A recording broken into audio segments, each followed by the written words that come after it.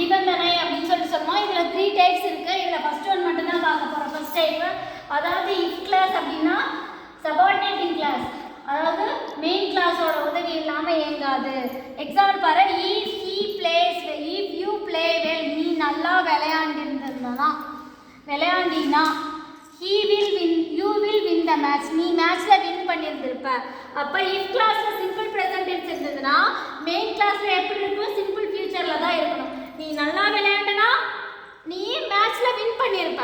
அப்போ இங்கே சிம்பிள் ப்ரெசன்ட்ல இருந்ததுன்னா இங்கே சிம்பிள் ஃபியூச்சர்ல தான் வரணும். சிம்பிள் ஃபியூச்சர்னா என்னது? will, shall, can, may, இதோட வெர்ப் ஒன்று சேர்த்து எழுதியிருக்கணும். அதுதான் அந்த ஃபார்மேட்டில் தான் இருக்கும். இங்கே பாருங்க, he studies well, அவன் நல்லா படிச்சானா.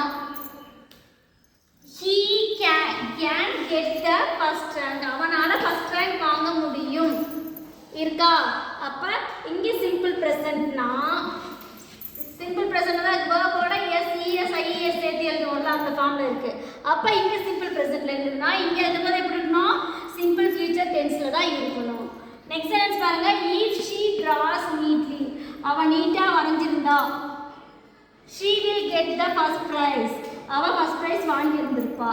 அப்ப இங்க சிம்பிள் பிரசன்ட்ல வந்தது if கிளாஸ்ல அப்படின்னா மெயின் கிளாஸ்ல வரும்போது எப்படி இருக்கணும்? சிம்பிள் ஃபியூச்சர்ல இருக்கணும்.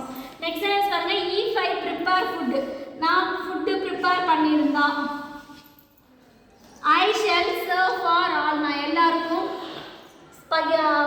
பரிமாறியிருப்பேன் அப்படின்னு சொல்கிறாங்க.